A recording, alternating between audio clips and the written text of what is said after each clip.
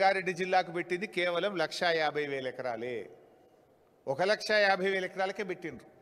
కానీ పాలమూరు రంగారెడ్డి ఎత్తిపోతల పథకం ద్వారా 6,50,000 ఎకరాలకు మేము ఇలా ప్రతిపాదించినాం. అంటే ఆనాడు వికారాబాద్ కానీ, పరిగి కానీ, తాండూరు కానీ ఇవేవి కూడా ఆ రోజు లేవు. ఇలా వాటన్నిటిని కూడా ఇంక్లూడ్ చేసి ఉమ్మడి రంగారెడ్డి జిల్లాకు 6,50,000 ఎకరాలకు నీళ్ళు ఇచ్చే విధంగా కేసీఆర్ గారు రూపకల్పన చేసినారు.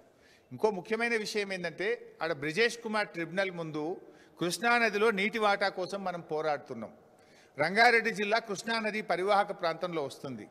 గోదావరి నుంచి మనం ఇప్పుడే సప్లిమెంటేషన్ చూపిస్తే అక్కడ ట్రిబ్యునల్ ముందు మన అవార్డులో మన వాదన వీగిపోయే అవకాశం ఉంటుంది, మన నీటి కేటాయింపులు తగ్గే అవకాశం ఉంటుందని చెప్పి మనం ఆ రోజు కృష్ణానదిలో మనకు నీళ్లు ఉన్నాయి, మనకు వాటా ఉందని చెప్పి గ్రావిటీ ద్వారా ఉద్దండాపూర్ రిజర్వాయర్ నుంచి గ్రావిటీ ద్వారా 6.5 లక్షల ఎకరాలకు రంగారెడ్డికి నీళ్ళు ఇచ్చాం.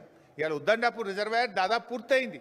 కాలువలు తవ్వుతే ఏడాది అర్థంలోగా రంగారెడ్డి జిల్లాకు 6.5 లక్షల ఎకరాలకు నీళ్ళు ఇచ్చే అవకాశం ఉంది. గా పనిచేయి నీకు నిజాయితీ ఉంటే.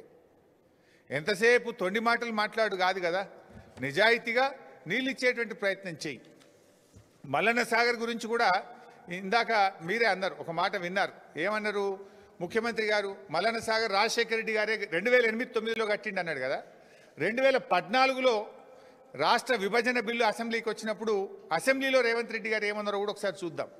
నిన్ననేమో 2008-9లోనే రాజశేఖర రెడ్డి గారే మల్లన్న సాగర్ కట్టిండ్రు అన్నారు 2008-9లో. 2014లో అసెంబ్లీలో ఏం మాట్లాడిండో ఒక్కసారి చూడండి.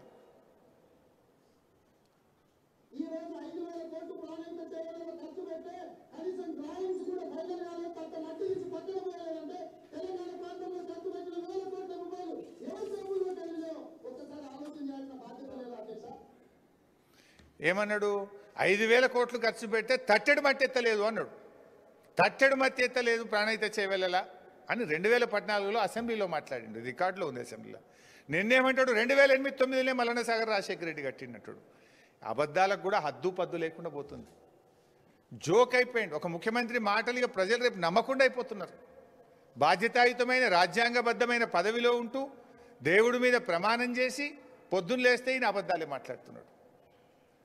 అంటే అసలు మల్లన్న సాగర్నే తన ఖాతాలో వేసుకుంటున్నటువంటి ఈ గుంపు మేస్త్రి గోబల్స్కే తాతగా మారిపోయింది.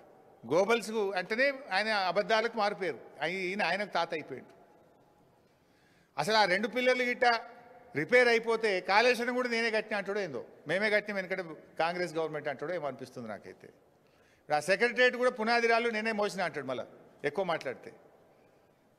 లేదంటే మనం అమరవీరుల స్తూపం కట్టినాం, ఆ చిహ్నానికి కూడా నేనే మేస్త్రి అయినా అని మాట్లాడినా ఆశ్చర్యం లేదు రేవంత్ రెడ్డి.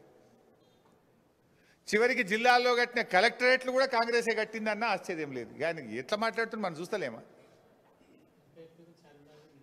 ఇక ఎక్కువ మాట్లాడితే చార్మినార్ కూడా నేనే మా తాత కట్టినట్టాడు.